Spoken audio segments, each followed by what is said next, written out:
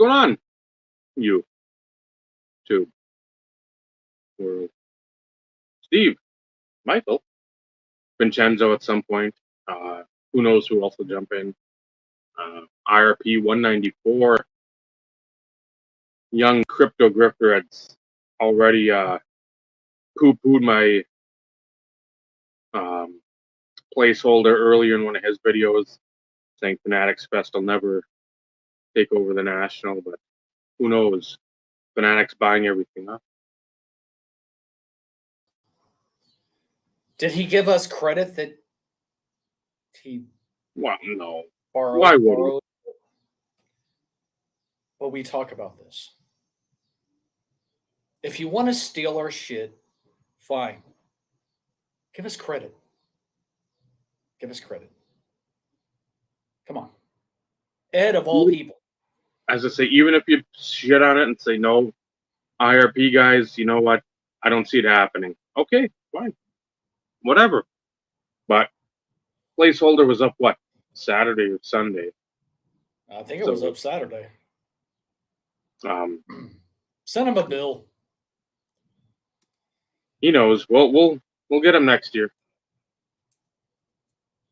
He won't be with Eastern Connecticut and Midlife and Michael, and if he is, we obviously know where he'll be, so we can ransack his living quarters and beat the piss out of him, Elon Musk style. It's not like we won't see him.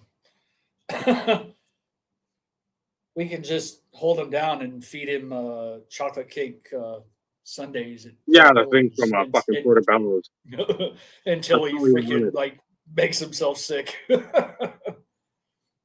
Yeah, he was adamant about that, and I remember when we got the chicken sandwich and that Italian hot beef. He's like, "You're not going to eat both those." Okay, that's foolish, but again, okay. And the fries. Yep. He looked back and everything was gone. He's like, "You saving some of that?" I'm like, "I don't know. Whenever I take a shit, that's the next time I'll see it." He's like, "You didn't eat that all." I'm like, "Come on, Ed. This body is not a marathon runner's body. I'm not from Ethiopia or Kenya or Uganda. I mean, it packs away the food, especially when I'm that fucking hungry for something that's been talked up for how long." And that chicken sandwich, again, was the best. It was good. Of the trip. And yes, I tried some of Dave's because he was like, "Oh man, this is really good." I was like, "All right, man, like, cut me off a sliver or something." He's like, "Just freaking take a bite." It was good. It was good. Yeah, that was juicy, crispy. I mean, it was fucking. Yeah, it was good. Top notch. And I know, like, one place I know you ordered 2 chicken sandwiches because you took one to go. Where was that? Because that wasn't Big Chicken. Because we like killed it while we were there. Yeah, we destroyed the food there. Did you end up? I want to say it was at freaking Portillo's that you got 2 and you took one with you. I might have got a spicy. I might have got a regular and a spicy. Because I think that's when we went back up in Cobra 3T. That's when I saw him. I ordered more. Could be. Because I know there was one place you ended up getting 2 and you took one to go. Should have probably got 2 everywhere I went. That was my national budget, was fucking on food. That was it. Next time you're this way, I'll be taking you to Belly Down, and you can try their fried chicken sandwich called the Barnyard that comes with ham and provolone cheese on it. And it's incredible. Get the paddles out. Yeah. That's what we're going to... Our new national tip isn't going to be fucking comfortable shoes and deodorant and snacks and shit. It's going to be defibrillator. Fucking bring that. Bring a portable defib. And Monday's the only day that you can get macaroni and cheese, and it is the best. Oh, I don't know. And you can get it. They sell mac and cheese and racks and cheese where they shred up rib meat and put it in it. No. All right, you're making Dave hungry. Yeah, I was gonna say, even though I'm making eating, me hungry. that's so fucking good. I'd probably I'd bring like a 5-gallon pail. You gotta love a place that's open 10 to 2, Monday through Friday. Yeah, and I'm sure it's busier than fuck too. Absolutely, It is, because each day there's a different thing. Monday's ribs, Tuesday is Taco Tuesday. There's a few different things you can get there. The pulled chicken being one. Wednesday chicken, Thursday. What is that? Thursday's brisket day, and Friday is smoked turkey or fried fish day, depending on what. I mean, they're both available, but the turkey club is one of the best sandwiches I've ever had. You know, I get it Friday. And I'm sure they're one of those places they make X amount per day, and once they run out, they're out. Yep. Yep. Yep, that's why Monday you better be there before noon if you want ribs or mac and cheese. I'd be there at like 7 a.m. I'll wait. Fuck that. We usually roll in about 10:45, 11 o'clock. That's early lunch day. Camp out the night before. Mm-hmm. At the door just to make sure. Yep, they're the best. If I'm coming down there for that shit, yeah, I don't give a fuck what. Yep. Get some food from somewhere else the night before, or like a good breakfast joint down there, and then just sit there and fucking sit on some chairs and BS. Yep. So, yeah, food is not the topic of this episode, just FYI. It just happens to go this way. I'm more passionate about food. Yeah. Coming on Yannick, Paul, Scott, Tyrone. Yeah, it's right now card wise,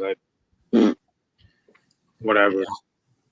Yeah, it's a big lull for me right now when it comes to cards. And it's been a lull for me all year. So yeah. But it is what it is. This isn't all about cards all the time anyways. We say it all the time. We talk about them on occasion. We show some on occasion. But this has turned into more like a live shoot the shit and chill. And yeah, we have a topic. If we touch on it, great. If we don't, who gives a shit? This is kind of a valid topic, though. I mean, we will touch on this one because I'd be interested more to hear what other people have to say. Because I have my own opinion, as I'm sure. I just want to throw dollar bills at Michael Rubin to make him throw a baseball. That is the most embarrassing thing one of the most embarrassing things I've ever seen. It's 50 Cent had one where he threw it basically just dead left. Yeah. Oh, yeah. I have a feeling that was on purpose. Possibly. There is a lot on here, Garrett. There's a cumbersome up here. I enjoy food. So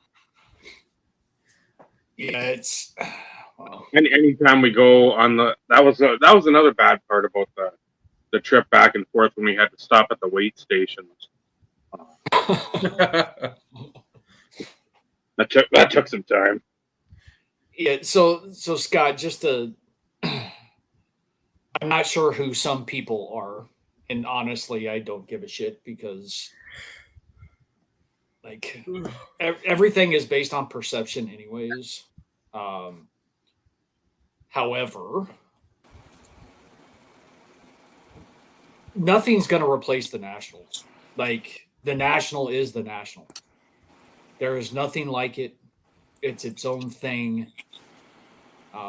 It's turned more into like a central U.S. type mega card show when you think about it.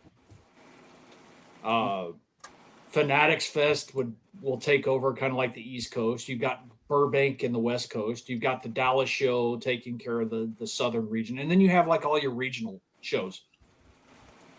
You have your locals that don't bring as much traffic, as many dealers, but your regional shows, some of your bigger shows, of course, bring in quite a bit of dealers and foot traffic. But like Fanatics Fest is not the national. The biggest difference with Fanatics Fest compared to the national is it's getting all the freaking mainstream media advertisements. I mean, shit, WWE on Raw and SmackDown and probably NXT, there's at least one ad placement in every freaking episode for Fanatics Fest. But that's because it's Fanatics. Billion-dollar company. They have the ad revenue. They can spice it up however way they want to. They have those advertising dollars.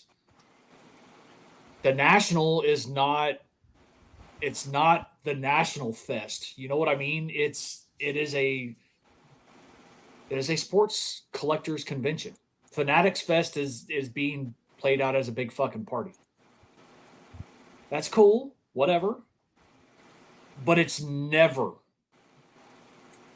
going to replace the national. It's not. It's not. I think it's going to be more of like the media darling.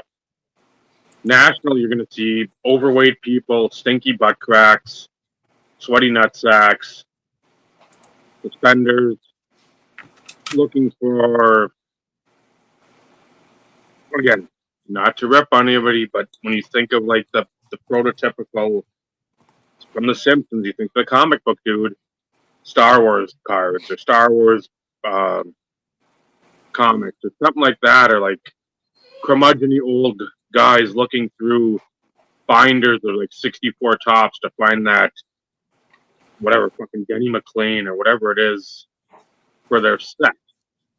That's what a vast majority of folks that don't know the hobby, including like the media, will think of like the national.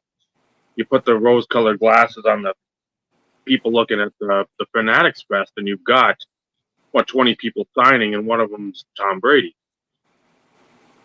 And then you have a nice little background to NYC. Fanatics is up there. You don't have you're not promoting it as a huge gathering of basically nerds. It's like, this is like a rooftop celebration on a Friday night, maybe. Well, it almost feels like they're trying to recreate Comic-Con, but in like the quote unquote sports space. And not as big, I don't think. I mean, to the point where I've seen videos from like a Comic-Con, like on San Diego, where that's just like monstrous, insane amount of people, and they're all in cosplay and fucking. Which again, some of those costumes are cool. I'm not a Marvel guy. I'm not a DC guy. I'm not a Star Trek guy. I'm not a Star Wars guy. None of that stuff appeals to me. I can appreciate fucking effort being put into that shit though, and the creativity, because I don't have any of that.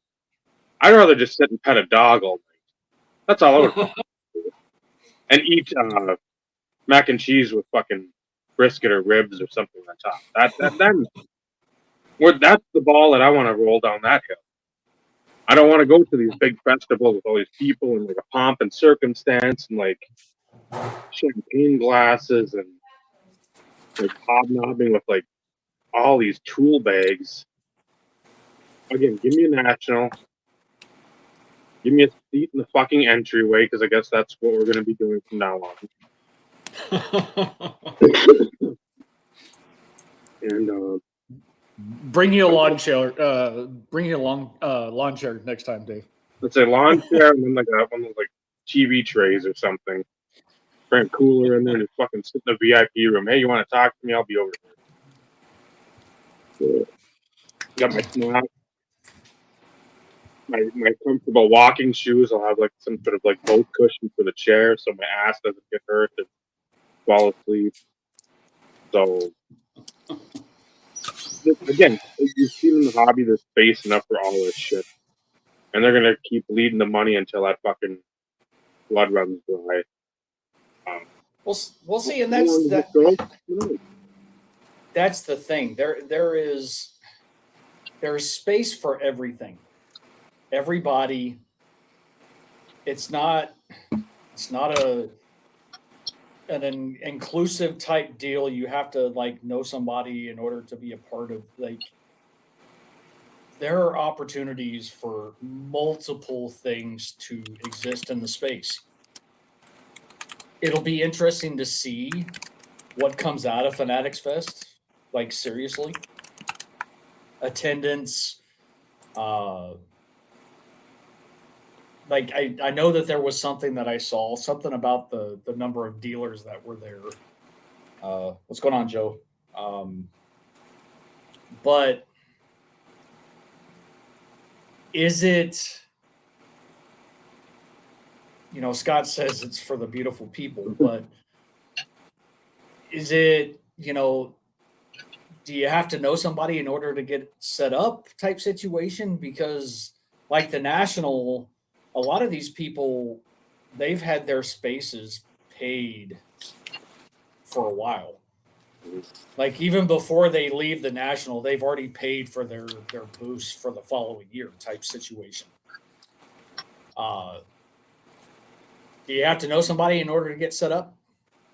Because we know at the National, as long as you pay your shit and they have the room, you're golden, right? And no, I'm not talking golden auctions here. Okay, so that's good to know. Scott says that you have to have a Fanatics account to, yeah, you and I are on the same page to be set up. Which, I would almost guess in the future that one thing that they're going to be able to offer that will be different from the National will be that they will have exclusive products that they will release through Tops and everything that you will only be able to get at the Fanatics Fest. You won't be able to get them anywhere else. And I'm sure they'll have the ability to have certain autographed guests that the National and or TriStar is unable to have. Yeah. Which in those situations, okay, I get it. If you're a Tom Brady guy, okay, I get it. But I'd also be curious to know how much it's going to cost to get an autograph. Rogers is a Fanatics guy, and it's very expensive.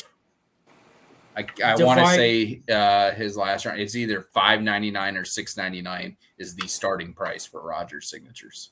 For a flat, I'm guessing. Yeah, that's the starting tier. It's either $5.99 or $6.99, and then it's either $1.99 or $2.99 per inscription.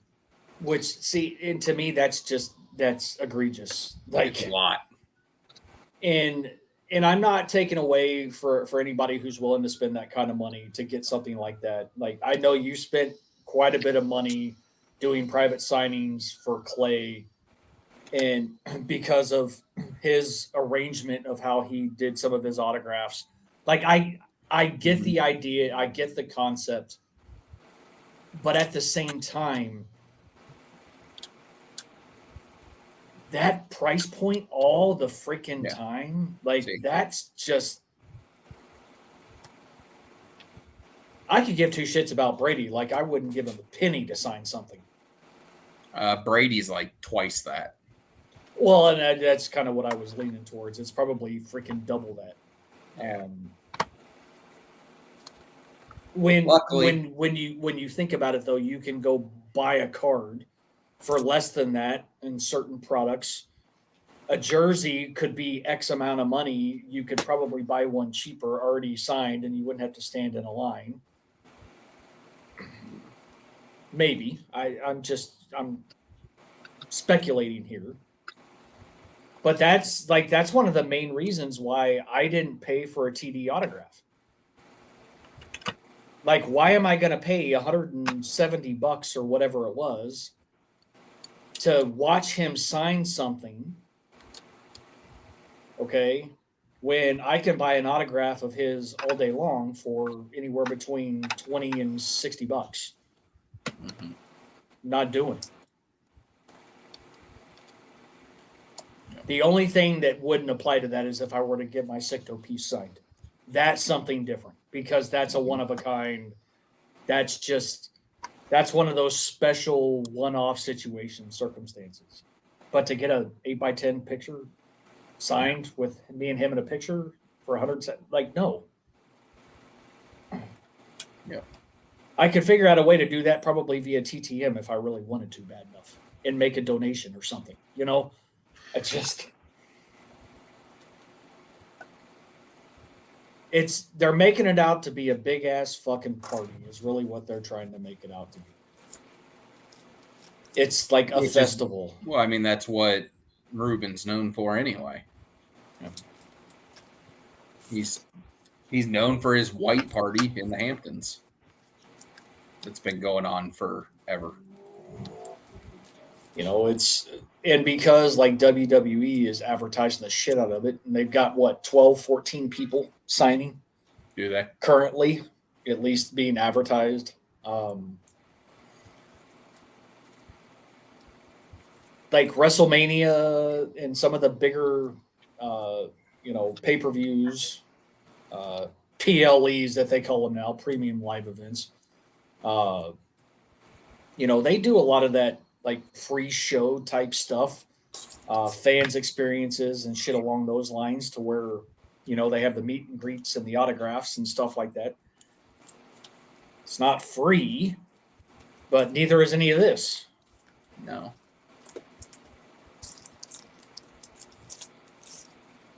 It's going to be its own thing.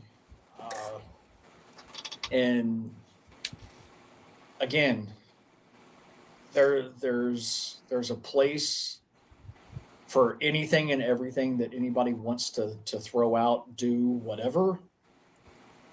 But it'll make you wonder, does this continue? And is it going to be just a New York City thing? Because, I mean, California to Chicago, California to Cleveland, fairly reasonable. But, California to New York all the time. I think sometimes you limit the amount of people who are willing to go to something like that because of the expense. Not to mention hotels in New York City. Well, then it's 3 weeks after the National. I know they used to have, and again, they might still have, that White Plains show's got to be rolling up real quick.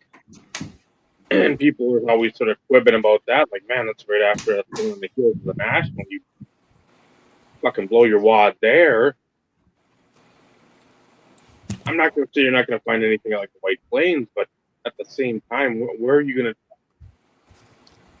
more likely stretch your dollar or try to stretch your dollar for stuff that might not normally come across like your path?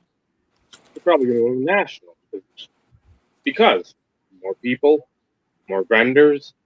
Now, Ed said there's some secret compartment downstairs underneath the IX Center where people are sitting called the basement. And they're setting up down there, and they're setting up in the food court area. So, I mean, you don't know what you're going to stumble across because this isn't our card shows of 10 years ago, 20 years ago. It's not people just, milling about like it's a flea market, and you're just sort of, looking down, hands behind your back, and, grazing, literally. I would almost bet that because of that experience in Cleveland this year, they're going to have a lot more people on the lookout for stuff like that in Chicago and won't allow it to happen. Now, Chicago isn't really set up for that either. No. It's all one big room. They're not going to allow you to sit out in the lobby of that place and do anything. And then inside, I guess you could. I guess you could at the food court, but that isn't a very big space either. And they have people all the time up in that one room where I think Ryan, Card Collector 2, had the trade night, because we walked past that thing like every day. That one big room. So it's not like people can just go fucking in there and camp out there, because you got either security or like event staff or just other hangers on that are going to be like, hey, you can't be in here. This isn't a fucking free for all. I don't care what your Pelican case has. No, that's not going to work. But Cleveland was a perfect setup for it, where, again, you can just go downstairs. And, again, I wish Ed would have got some footage of that. Well, and that was the difference between Cleveland and Chicago, though. Like, the VIP area in Chicago, no tables, no chairs. At least not that we saw. That doesn't mean that they weren't there at some point. But as we were, at the show every day, it was an empty fucking room almost. Stick all the vintage up there on the second floor in Chicago. The guy selling the same pennant for the last 5 national. Yes, that guy. I was being nice. The first one in Anaheim, he was there with the same pennant. Yeah, at the same place. Like, holy shit! That's when it was brand new. Yeah, right. Not a collectible. That's when it wasn't vintage. Yeah. Well, let's face it. There's always opportunities to do things a little bit different. Let's also face it. There's always the potential and possibility that they don't plan accordingly to the amount of people, potentially. Like, they know up front, like VIPs and, super VIPs with parking passes, early admission, like all the pre-sale stuff, that only gives them a small notion of the amount of foot traffic and how they need to arrange stuff and where they can do some additional dealers or some other sort of areas or whatever. But like, each one should be a learning experience. Yeah. What did Chicago do really good that Cleveland kind of sucked at, or vice versa, or could have done better, or vice versa? They need to continue to build on it and figure out what works best for the location that they're having it. Regardless, there's going to be a shit ton of people there. Oh, yeah. Like, that's evident between last year and this year. We know last year it broke the attendance record. This year, maybe it was close. I hadn't heard anything. I hadn't seen anything. That doesn't mean that, like, it hasn't been released. But there's always opportunities to build on things that went well, that didn't go well. It's a learning process. And as long as they keep learning and trying to do things better based on where it is, the sky's the limit for it. I mean, truthfully. But then again, people are always going to bitch about something. So. Yeah. And that's the thing, when young Crypto Grifter had his video, sort of his retorts of Cleveland. I hadn't watched it yet. That was one of the, well, okay, he's got it up. I haven't watched really any videos in a long time, so I'm like, I'll watch it. And stuff about like the ride shares or like the Ubers or whatever the fuck, it's like, if you haven't been to Cleveland, you don't know. that you should look before you go. It's basically something, it's not in the middle of nowhere, but there isn't like Chicago where there's the Rosemont. Across the street, there's like 3 hotels. Down this other road, there's 2 hotels. Kitty corner from the Rosemont, you go down a little ways, there's another hotel. Go the other way where that horrible bike accident was that I caught on film, luckily. There's another hotel. You go down a few miles, there's more. There's hotels nearby where you can walk. But again, the collector base. How many collectors did you see struggle just walking from the fucking parking ramp to the fucking front of the goddamn convention center? I'm shocked there wasn't like rest stations, water stations, EMTs, like medical personnel, because some of these people, that must have been the most they fucking ever walked in their goddamn life. I mean, it sounded like you started a fucking old, like, Pinto that hasn't been running in the last 40 years, and just like, what the fuck is that? Somebody, like, trying to motor along. Didn't use my inhaler once. And the parking sucks in Chicago, too. Yeah.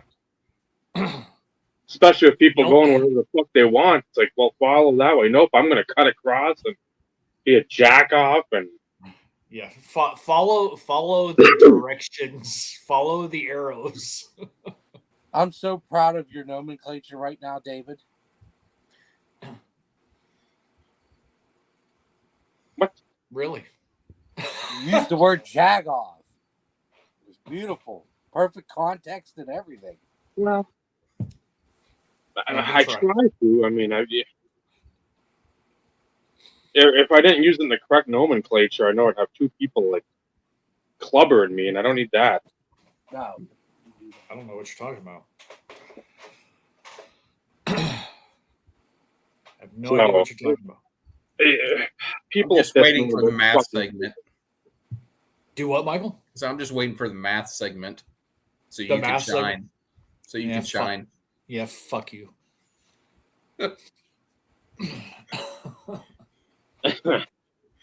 That's a real big fuck you. That's fine.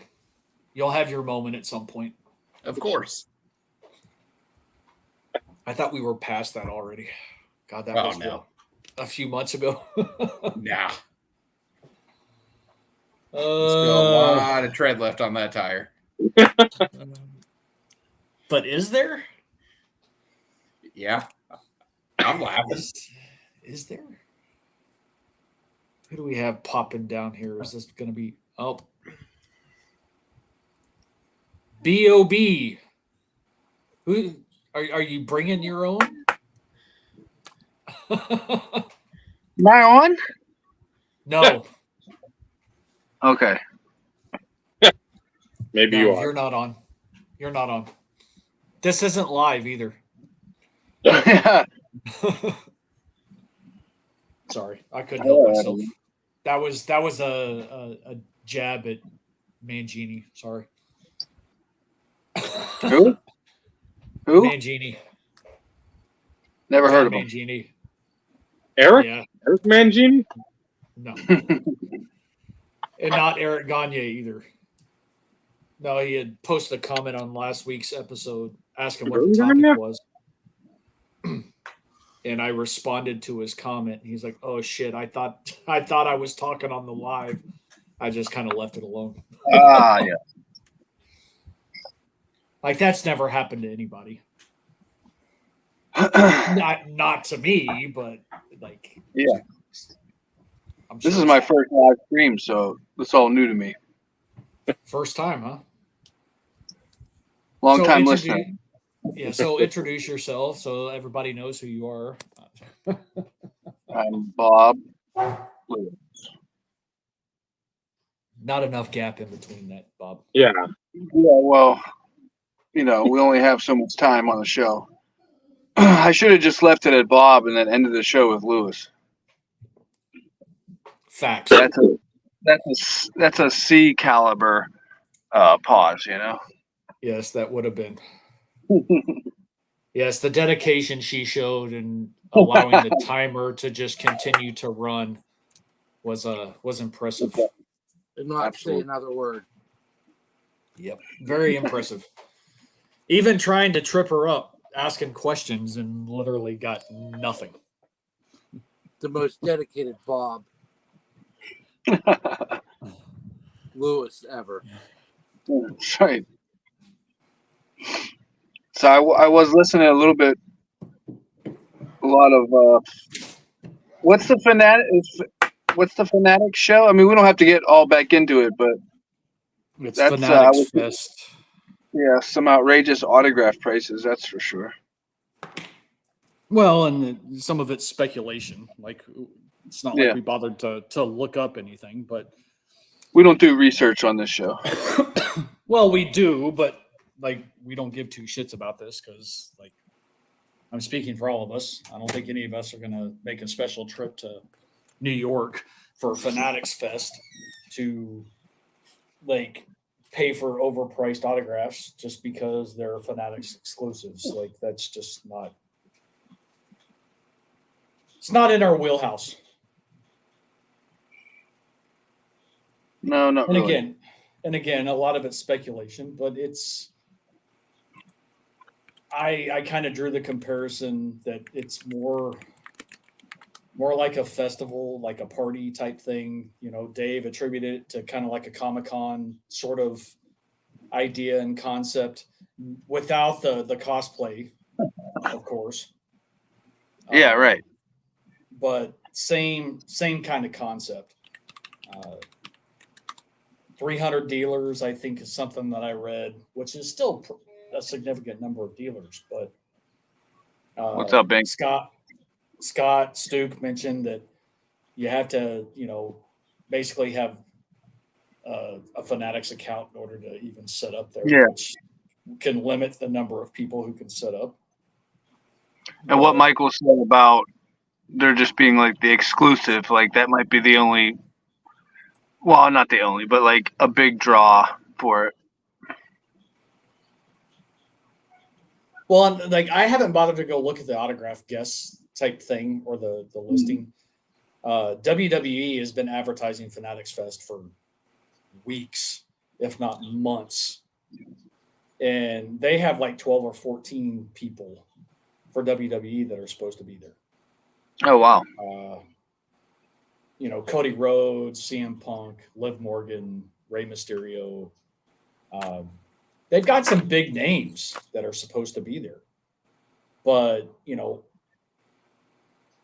again, it's with them advertising it at almost every television sort of airing for WWE. When you have a small collective of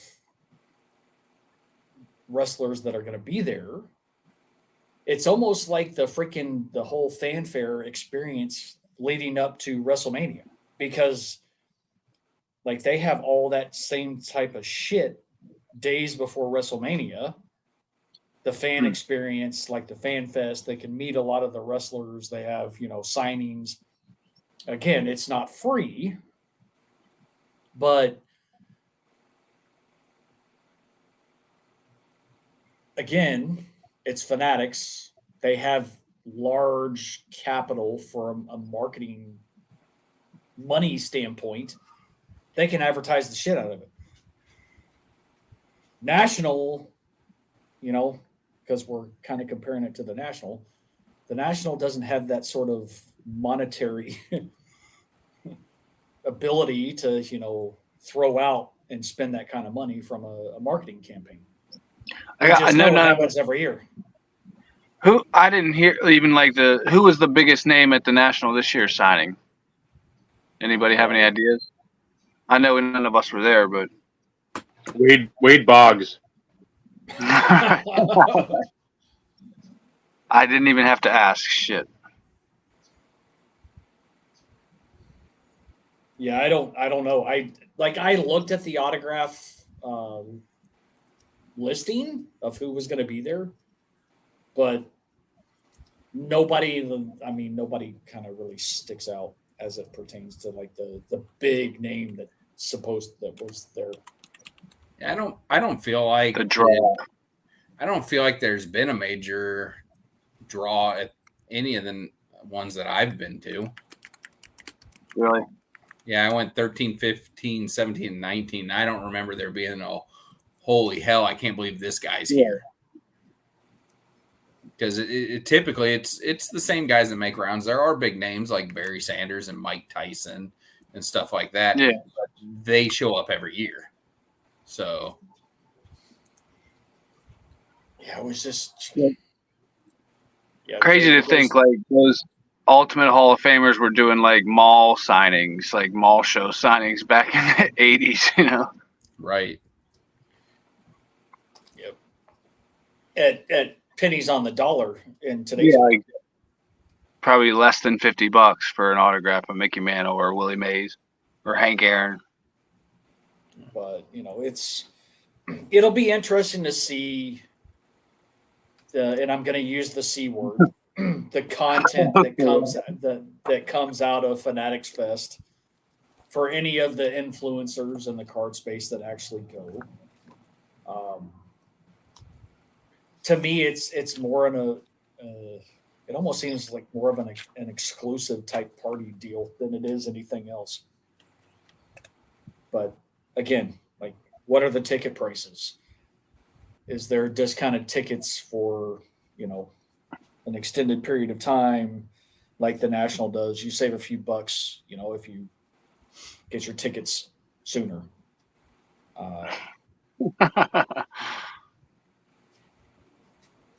But And it'd be that's sort of the interesting to see. thing too with National. If you're gonna have like a Tom Brady there,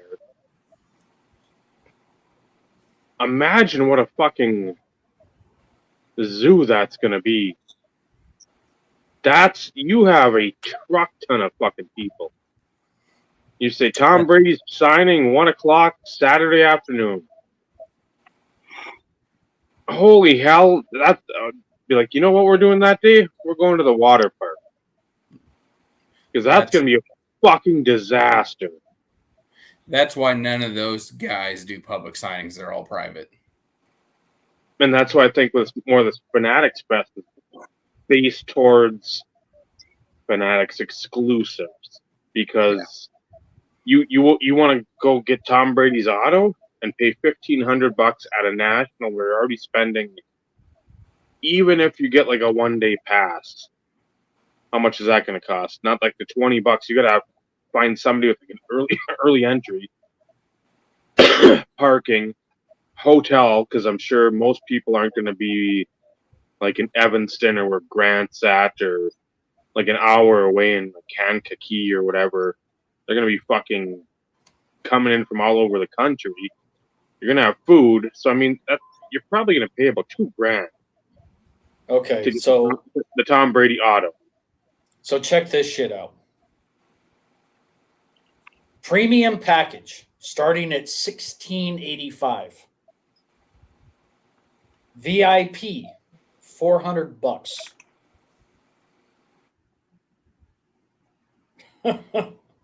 What comes in the premium package?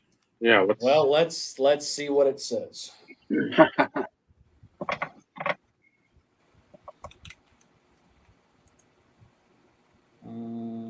Okay.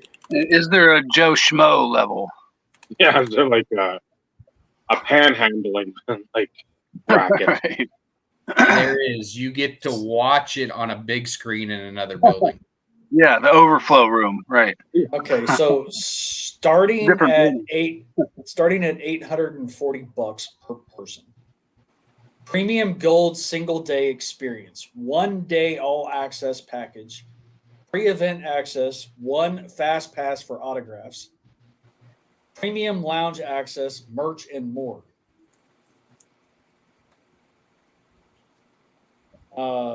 Fanatics Fest NYC Premium Silver Experience, Michael Rubin Premium Lounge Appearance, One all-access package for 8/16 to 8/18 event, pre-event access, 2 fast passes for autographs, and premium lounge access. It's a lot of lounge access. Premium gold, $25.30 per person. Same thing as before, but it gets you 3 fast pass for autographs. Premium platinum experience, $3,030 per person. Gets you 4 tickets, 4 fast pass tickets. And they're really trying to make up for that $1 billion loss of theirs. Yeah. Oh, but okay, here we go.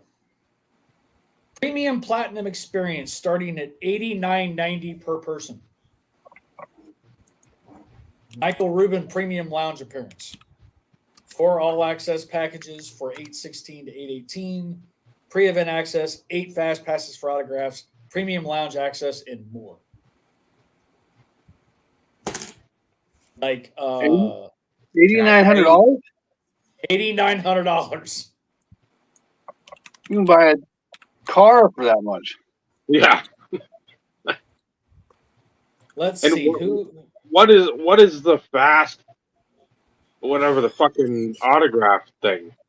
I don't know. I guess they have a separate line for. I imagine they move you right up front. Could be. So Which- so here are the Then you guests. say- Like fast passes at Disney. Oh my god. So, all right, Skip the line. Here's the guests. Hulk Derek Hogan. Hold on. Derek Jeter, Tom Brady, Kareem Abdul-Jabbar, John Kevin Cougar Durant. Mellencamp. Sabrina Inescu? The teenage yes, witch. thank you. Eli Manning, Peyton Manning, Travis Scott, Lil Wayne, Mike Tyson, Jake Paul. Yeah, I'm gonna go spend that kind of money to go meet Jake Paul. Ben Stiller, Henrik Lundqvist, Spike Lee, Stephen A. Smith, David Ortiz, Anthony Edwards, Quavo. The actor or the basketball player? Both. I need a Goose autograph. Which actor? That which? I need a Goose autograph. Oh no, the basketball player. Rob Gronkowski, Cody Rhodes, Rhea Ripley, Hogan, Carmelo Anthony, Allen Iverson, Michael Strahan, Paul Pierce, Josh Hart. Wow, that's a big one. Jalen Brunson, only because he's a New York Knick, but Pete Alonso, Livy Dunn, Alex Earl. Don't know who that is. Julius Randle, Keandre Miller, Aya Sorokin, Jesse Palmer, Taylor Rooks, Walt Frazier, Archie Manning, Barry Sanders, Jerry Rice. Let's see. Load more. Ozzie Smith, Jalen Rose, McGrady, Lawrence Taylor, Kevin Garnett, Andy Pettit, Cal Ripken Jr., Andre Dawson, Penny Hardaway, Matt Rempe, Paolo Banchero, CC Sabathia, Roger Goodell. Yeah, I want to go meet Roger Goodell. Like, I'd like to give him a swift kick in the nuts. Adam Silver, Robert Kraft, Dana White, Dante DiFincenzo. So a lot of New York athletes, as you can tell. Mikael Bridges, Jeff McNeil, Chad Johnson, Tyrese Maxey, Julius Erving, Adrian Peterson, Jay Williams, Lala Anthony, Manziel, Moon, Vic, Matsui, Strawberry, Keekly, Larry Johnson, Dwight Gooden, Teddy Bruschi, Thurman Thomas, Testa Verde, Ray Lewis, OJ Anderson, Rudy Rudiger, technically should probably be in prison, Jim Kelly, Johnny Bench, Mike Richter, Edgar Martinez, Ray Knight, Austin Matthews, Ty Domi, Alex Pereira, Michael Chandler, Holly Holm, Khalil Roundtree, Sketch, Brewski, Dom the Surgeon, Peter Rosenberg, Lou Young, Destroying. Oh, Gary V is going to be there. Yes. Allison Cooch or Kutch, Shelly Zalis, Bailey, LA Knight, Tiffany Stratton, Liv Morgan, Rey Mysterio, Drew McIntyre, Paul Heyman, The Miz, Bianca Belair, Jey Uso, Jade Cargill, CM Punk, Plaxico Burst, Justin Tuck, Kyle Kuzma, Pedro Martinez, Frank Thomas, Alan Houston, Dominique Wilkins, Matthew Berry, Tony Richardson. And some of these are like panel hosts. They're not even autographs and photo ops. Channing Crowder, Dante Hall, Baron Davis, Michael Irvin. Like Baron Davis is only doing photo ops.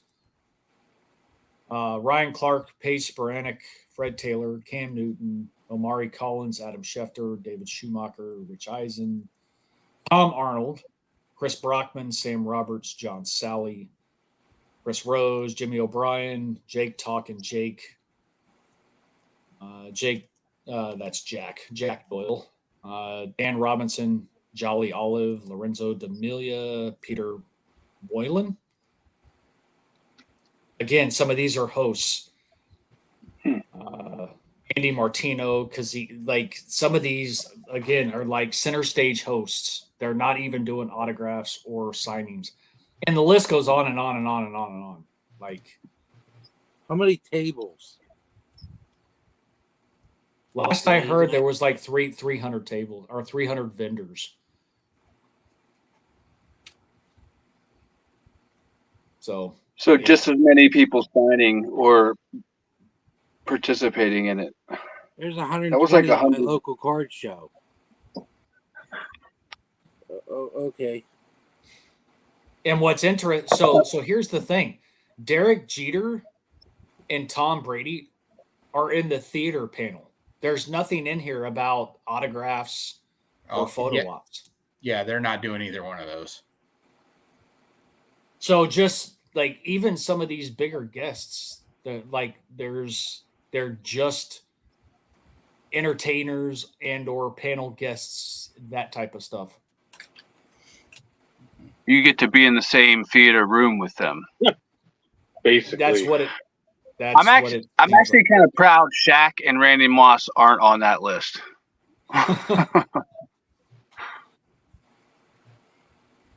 Yet. Yeah, right.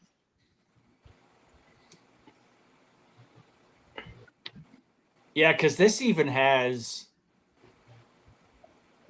There's the quote unquote collecting brands, which is like some of your bigger, like Dave and Adams, that type of stuff. The associated leagues, fandom brands. So you've got like Fanatics Live, Sports Illustrated. And then you've got quote unquote lifestyle brands, Lids, Mitchell and Ness.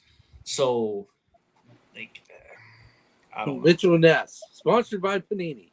Mitchell and Ness, supplying jerseys for all your cards for as long as we can remember. Let's be honest. Panini wasn't even buying the whole jerseys. They were just buying boxes of the tags. Yeah. Right. They're like, let's make this a much smaller shipment. Less cost in shipping. Just send me a box of tags. Could you give me the scrap swatches from the jersey when they cut the jersey out? Can you just send me that stuff, please? Yep. So, yeah. Allegedly. Again, it's like even paying $50 or whatever. Like I think I'll pass.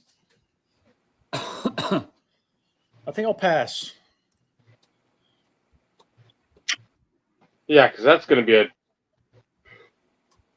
like we said early on, it's going to be a different clientele for that part of the quote unquote experience.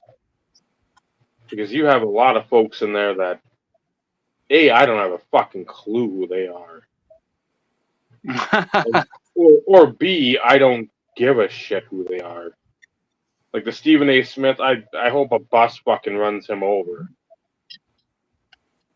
I mean, that guy, him and the Bayless, those two, I hope they're holding hands and a fucking bus runs them over.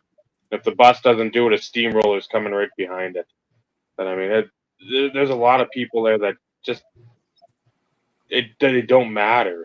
Lil Wayne 15 years ago, yeah, I'm about that. Lil Wayne now, I don't need to see you skateboarding, Lil Wayne. Shut the fuck up. Come on now. I'd like to get him to autograph a Green Bay Packers mini helmet. I'm sure you would, but I'd have to have him, BG, not Brian Gray, the rapper BG, Juvenile, Birdman, and then Manny Fresh. I'd have to have the Hot Boys and Cash Money, because then if I didn't, that's not a starting point.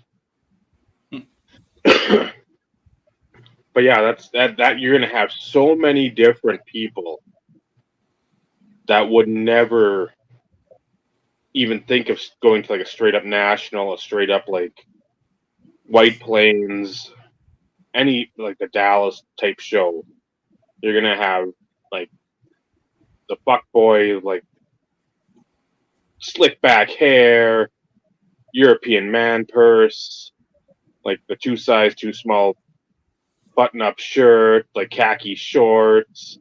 I mean, they're gonna make like Santiago look like a fucking schlub, and all the girlfriends that are gonna be wanting to see like some of these ladies, or maybe the Travis Scott, or maybe they're fanboy or fangirls of Roger Goodell. Who knows? I mean, whatever the case may be, but I just picture like them putting somebody really like Goodell between two really popular people, and like he just has nobody in line at all, looking real sad. well, just at least then you get like the rub from somebody else. Like, hey, there's Travis Scott and there's Lil Wayne. You're in between them, and at least you can see people. I mean, if you're at like the end of the table, and like then there's Paul Heyman, then there's Jey Uso, and then Hulk Hogan's talking about like going off the deep end. It's like, man, there ain't gonna be nobody down in that part of the world. Sidetrack real quick. Did that Tyson Jake Paul fight ever happen? No. No, Tyson was he hurt? He had a heart issue on a plane, and I believe. Yeah. And he had to postpone. That's a new movie. Yeah, it's still like on the books. It's just being pushed back. Yeah. I'm getting sick of these heart conditions on a plane. Well, it's not snakes on a plane. There's no Samuel L. Jackson. That's like a heart attack on a plane. Mike Tyson.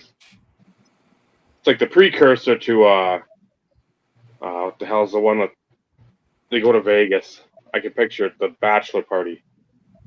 Hangover. Yeah, that's like the precursor. Tyson's getting on the plane and has a heart attack.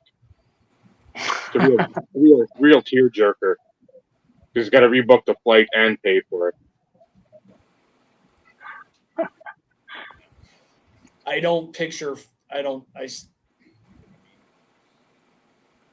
My opinion, of course, I just don't picture the whole FanaticsFest thing being card centric or memorabilia centric. No. It's a corporate party. It's almost what it feels like. I wonder if the downtown will be the most popular phrase. Do you have any downtowns? Downtowns? No, we're in downtown. I don't have any downtowns. We're in downtown. Can we kaboom to downtowns? Downtown to kabooms. Color wheel or color match. I watched somebody's pickup video and it was like downtown, kaboom, downtown, color splash, downtown. If you start saying that stuff, maybe at that upscale area, and you're talking to like a lady there, you might get fucking slapped. Like, you know what I need? I need to have I gotta find a downtown so I can get a color splash to go with it. Like, well, pardon me. It was then Aquaboom. Aquaboom, you're downtown. It's a downstairs.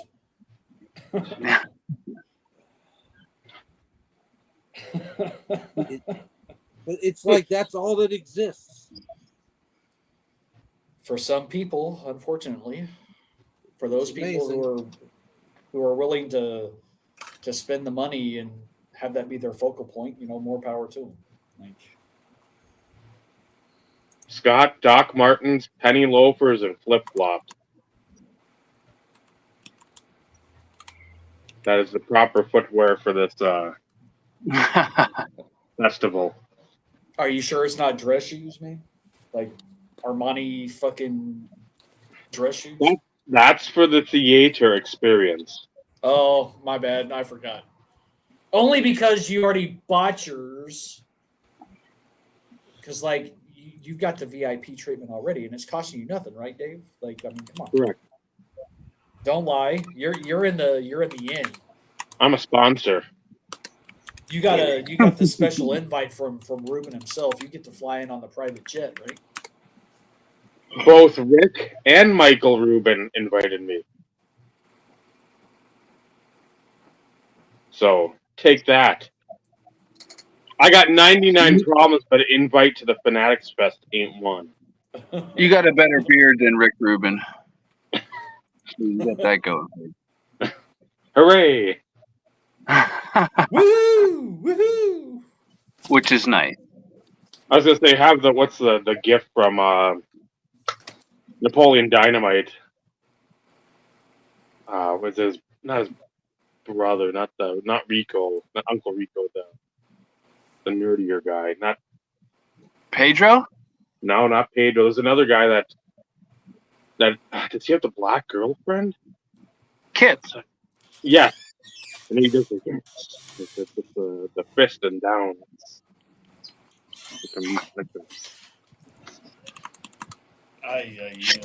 There we are. The show has derailed. I think that happened when I pushed start. Have you ever had somebody sing to you at work? No. Because last night I had this guy who's like, they're all sort of old timers, but he came up and he was talking about another guy who wasn't there. Who the guy who wasn't there said that he could sing, and I could tell this guy just wanted me to like ask him more about it.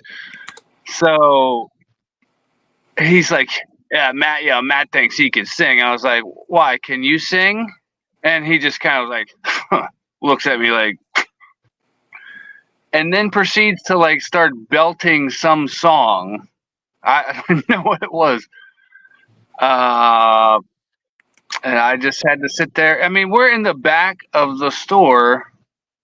He is like singing like he's on stage. And I'm just trying to like stalk the water, you know? I'm like, probably the most awkward thing I've experienced in quite some time. So now he's given me assignment to somehow or another let Matt know, the guy who wasn't there, let him know that Bill can sing. So like, how do I just bring that up in conversation slyly? You say, Matt, I've got some breaking news for you, and yeah. Well, what do you got, Blob Lewis? And say, I need you to sit down. This is gonna rock your socks, and they might get rocked completely off. And you have to like deadpan it seriously. Like, he's like, you're not gonna even like believe what I'm gonna tell you. So I mean, I really want you to just sit and like brace yourself, because I don't want to be held responsible if you pass out or like, knock your head against something. I just don't want that on my conscience, knowing this could have been prevented. And hopefully he'll be like, okay, yeah. What do we got? And to like take a deep breath and like almost like feign like a tear or something, or just like feign getting verklempt, and you're like, Bill can't sing. What do you got? What's going on, Matt? Bill can sing. And then just walk away. And just let him. He's got the information. I'll let him do with it what he needs to do. I'm pretty sure it was a Journey song, but like I couldn't focus on the words to try to figure it out. But he was just talking about Steve Perry. So Okay. I'm thinking that's where his mind was. So naturally you go to, like, say what you will about Journey, but that dude could sing. He could belt it. So it's like I'm thinking naturally he's just like, Bill's the type of guy that just goes, right, I'm going to go and show him that I'm pretty much better than Steve Perry, Yeah. That happened last night. So I'm not sure if I should journal about it or report him to HR, So in other words, he can sing if you're tone deaf, right? Is that what you're getting at? I mean, he can sing better than me, but like I wouldn't pay to see him. I definitely wouldn't pay $8,900 to get his autograph. That's for sure. No, that's just for the VIP experience, Bob. Come on. Yeah. Well, Bill's the type of guy that would say they asked him to come and he turned it down because it wasn't, lucrative enough for him. He's that friend that he's like just a one upper in every, like, you think you stock your shelf good. Wait, come look at my shelf, Those are wonderful people, especially in the grocery or retail business. That is right. He is working at the local grocery store, reminiscing about his days stocking at Walmart. So I'm like, how old are you? How much time do I have to make a career life decision still? And how bad is your life to where you're reminiscing about working at Walmart? yeah. I'm not. Hey, everybody's got to work. Everybody's got to pay bills. I'm not knocking the job profession. That's not where I'm going with this. So before anybody says a fucking word. Well, yeah, they pay like $6 more an hour to start. So I'm like, you've already sparked my interest. I mean, anyways. But what went wrong in your life to go from like reminiscing about working at Walmart to now working at a grocery, like that's what I'm trying to figure out.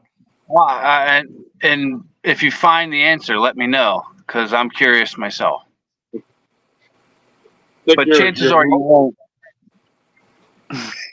You're an all-star for a couple 3 years, and all of a sudden you're in like high single A, batting like 215, and you don't have any power. It's like, oh man, I remember when I was going All-Star Weekend, the gala. Oh man, and now we're going to fucking Midland, Texas. Oh man, I remember those days. Like, what happened here? How's that career trajectory? Let me know. So Vinny will know. He brags about his house that he used to have in Mount Lebanon. So if you're from the Pittsburgh area, at least the South Hills, Mount Lebanon's like the rich area. So it's like you used to have it though. You don't anymore. Okay. Again, something like what happened? Chevrolet, Lebanon, Church Road, Pittsburgh. It's the mall. You gotta ask. You gotta take one for the team here and dig a little deeper and be like, what? You say what all the stuff that used to go on, like you were living a little better in those days. What transpired to like flush the toilet and now you're he randomly came over. This is the same dude came over. I'm not a big like progressive rock guy, but like I know some of the big name like Genesis and Yes and like bands like that, Traffic. But I guess Phil Collins and he named some other drummer. They had like a drumming duet on some live album, and he's like, "If you know," type of thing. All right. Well, I didn't know, so he was schooling me. He's like, "Listen to that song. Listen to this specific song.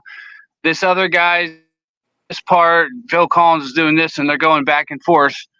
He's like, he plays drums. He's been playing since he was 4, and he can play with this hand, one of the drummers, and with this hand, the other drummer, like at the same time. I call bullshit. Right. Just like, that's incredible, Bill. So you need to see that to verify this, because that just seems like a Ripley's Believe It or Not moment. Yes.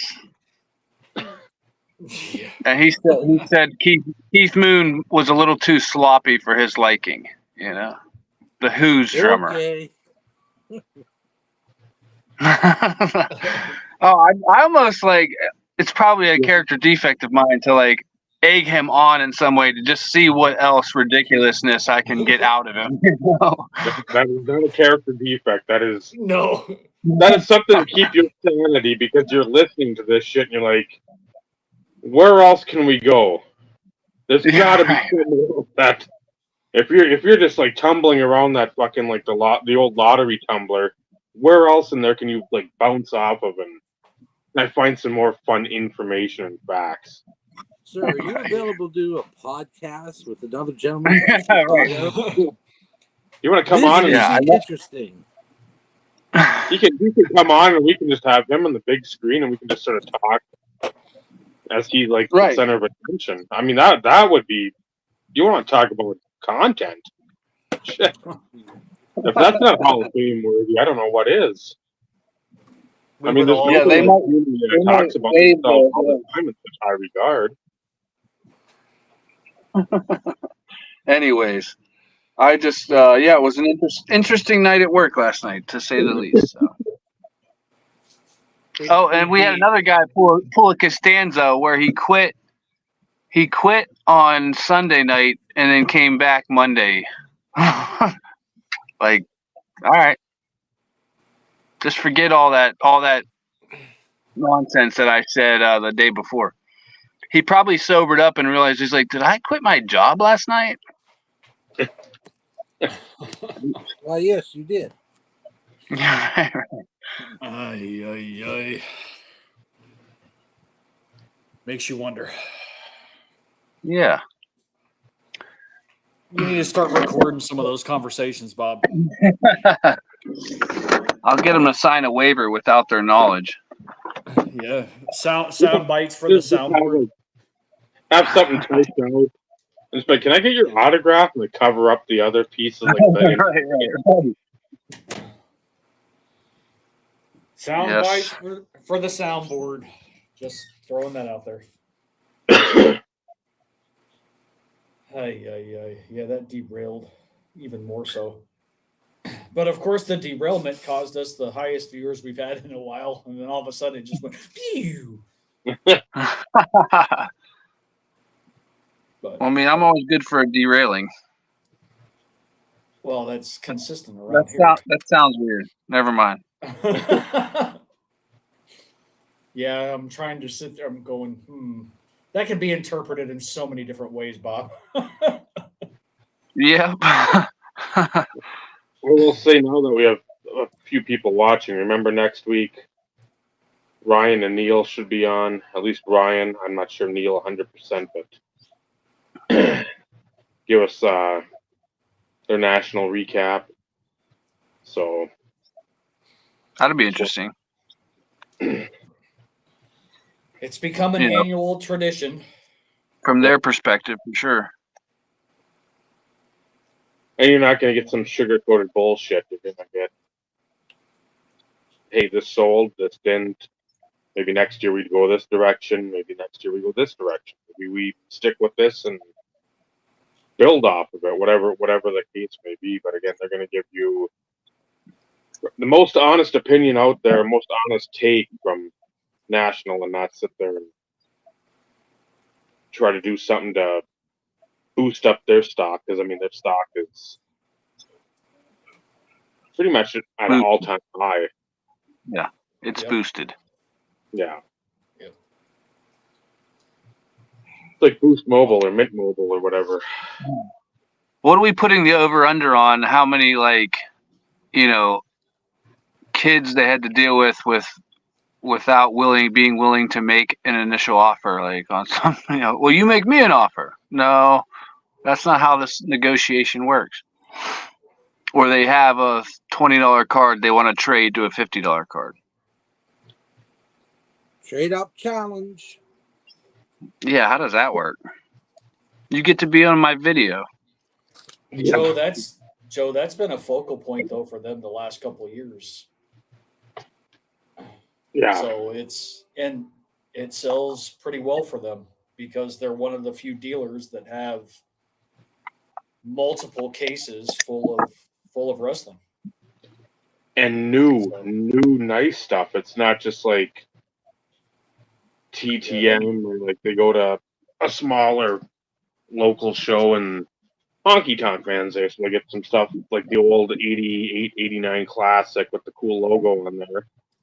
Have it autographed and like slabbed. It's like new Shawn Michaels, Rock, Stone Cold, Taker, Orton, if he doesn't have it or if it's stuff that he wants to part with. Reigns, Cody, LA Knight, Ripley. I mean, Hogan, everything was there. I remember Midlife Dave, he bought that Michaels, I don't know if it was Impeccable. I think so. One of like the signature moves, like from, I don't know if it was 96 SummerSlam or Survivor Series, like the super kick from Shawn Michaels. And I'm like, that's a fucking badass card. Like, don't show me that, because that's like something I want to like pick up myself. I'm a Michaels fan, but I'm not that big of a fan where I'd want that. But I'm like, that shit's tempting. Especially when it's on the card, because I mean, a lot of these fuckers have huge autographs. It's not just like a little squiggle. They're not doing the Vernon Morency. They're big autos out there. Foley too. I mean, there's so much stuff that they had and they went through because they were one of, like Steve said, one of the only vendors and dealers that had more than just a corner of a one showcase to show. I mean, that whole fucking end table. Yep. By what's that stupid fucking, what the guy with the bubble? Great curator. Yeah. That clown. Paul's friend. He's the best. I believe he rooms with Paul when he goes to Expo. Well, that's Forgive me, obvious. Paul. Paul gets the media pass out of that, so. But they've done well with it because again, they're one of the few dealers that has a number of showcases dedicated to wrestling. Well, that like the soccer or like a WNBA, or they had their big cards, and he had said on the show before going to national, they're gonna have a few smaller cards too, like the 50. They changed it. They went to 50 and up this go around instead of the 100 and up like they did in Chicago. Yeah, and I mean that's a smart thing to do, because I think you price yourself out at some of the, I'm not gonna say cheaper quotes, but I mean if you're looking for whatever card you're looking for, and like, oh, there's an LT auto for like $50, like a press pass or like an old flea or something like that. Tomlinson, I'm talking about, not Taylor.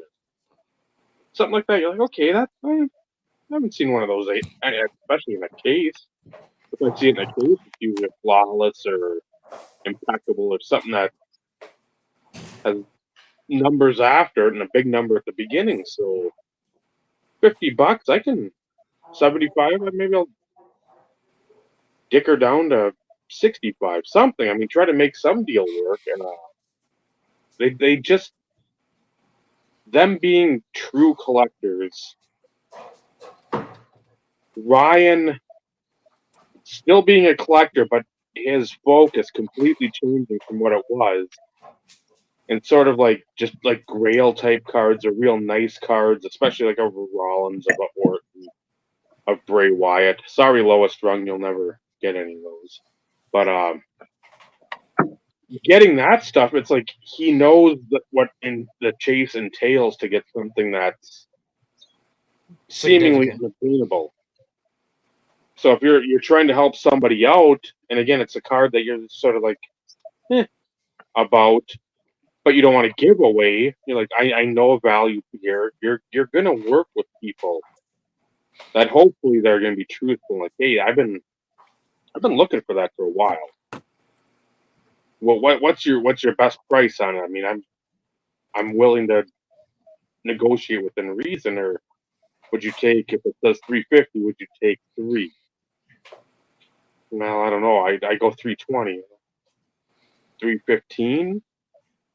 So again, both parties can feel good, and hopefully it's not some douchebag that like Brad had said about the one Marino's like gonna go down to the fucking next table and try to flip it for 4 or whatever. It's like you hope people are truthful enough, but again, this day and age, you don't. Well, and that's why it's because more and more dealers are hearing I'm a collector. Yep. This That's gonna be this like it's this goes towards my player run, or I'm a super collector of this player, or that's an autograph I need for my team autograph collection type sort of thing. And this completes my set. This completes my player run. These are strategic things notified us from sources. my PSA registry is complete. But in reality, you would hope that the higher percentage of people using that is in fact accurate. But there's so many people out there that understand the dynamic of, they hear other people talk about it, having conversations with people. Well, I'm a collector, I'm a player collector, or so on and so forth. And they use it to their advantage. Mm-hmm. We've talked about it before. The big deal I got off of eBay. In those conversations, yes, we talked about me being a collector. I gave him my counts. I started showing him pictures of some of the bigger cards in the collection type situation. I sent him to my YouTube page.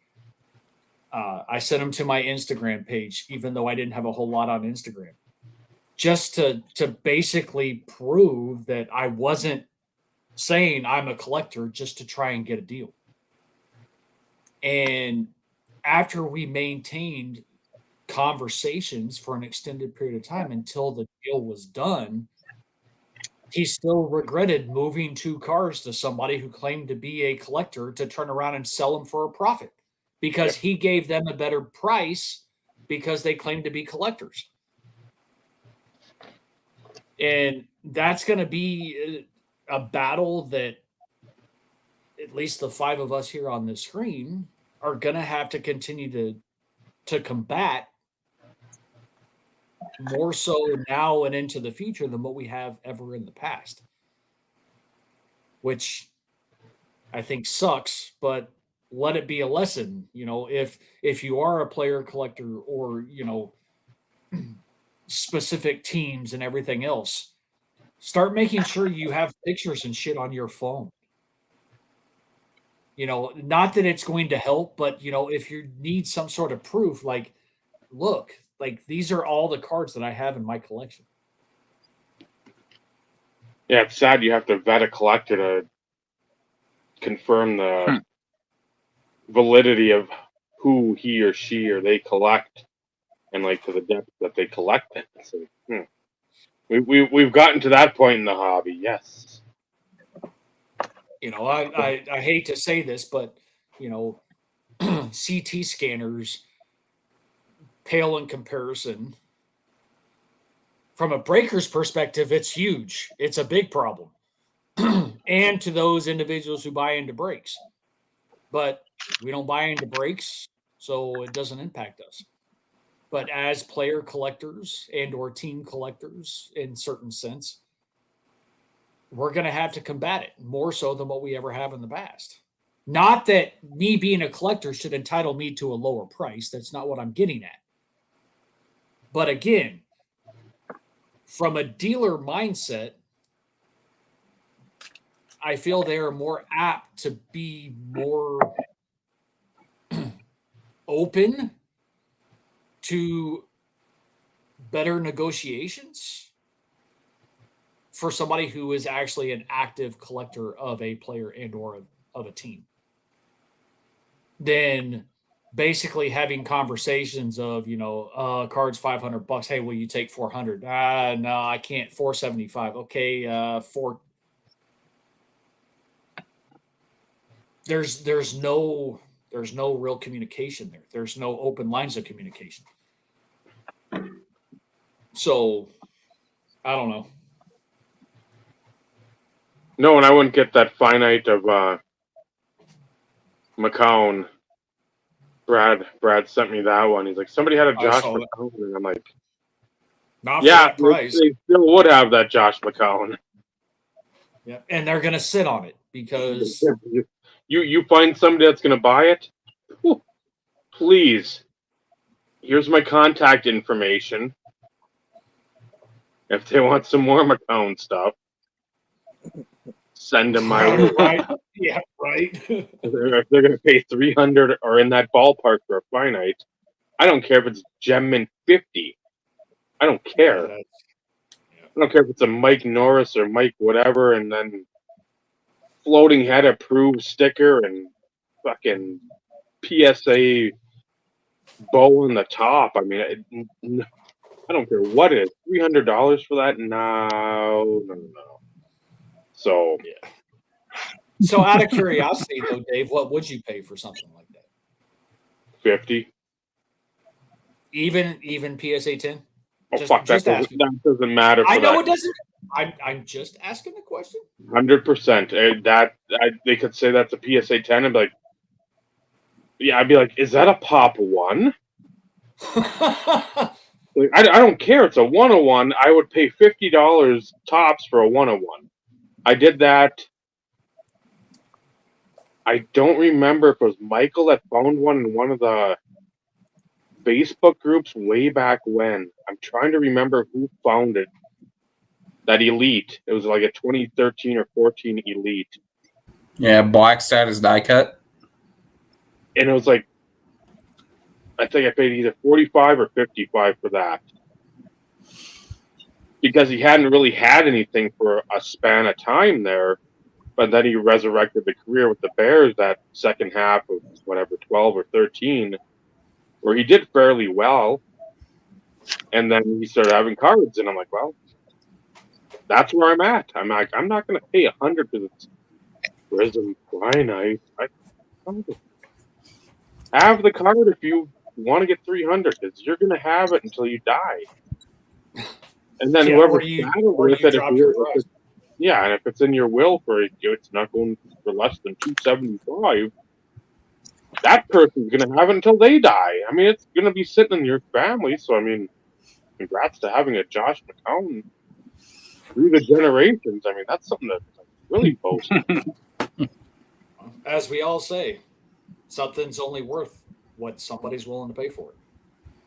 And the best is always like, well, I've had an offer for $125. I would say, you should have taken it. You should have taken it. That's stupid. It's Josh McCown. Who gives a shit if it's a 101? Who gives a shit if it's a black Phoenix? And who gives a shit? It's PSA 10 and it's a pop one. Nobody, like, who cares? Those selling points for Josh McCown are irrelevant. They are moot. It's Josh McCown. The selling points for Josh McCown don't exist. And in some more recent news, another one of my finites that I sold graded Jim Mint 10. Did it really? Yeah. So these ones that I've had for years, just in my case and everything, when they sold, they got out there and they got to somebody that graded them, and the 12 graded a 10. And I want to say it was like the 17 or the 18.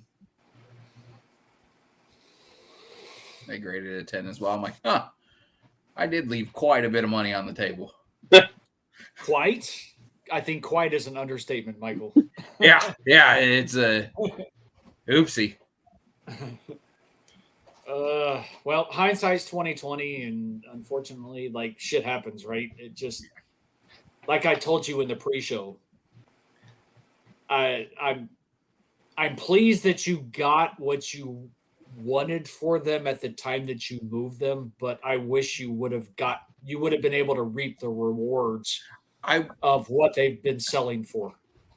I wish I would have trusted that the market would have spoken and I didn't have to sell them privately. Well, I should have mailed them off to one of the consigners, because I was either going to go through DC Sports or I was going to go through MC Sports. I was going to go through one of those two, get all the eyes in the world on them. Yep. And who knows, that may be what I end up doing with the rest of the high-end stuff that I'm going to sell of him. I think that may be the way I go. May not be a bad idea. No, because I think you clear. I think with MC Sports up to the range of the things I think they would sell for, I get 88%, and I don't have to do anything. All I have to do is mail it to them. It sells. They give me the money, and then I don't have to deal with shipping it, dealing with people wanting to return. I don't have to do any of that. Right. So I may go that route.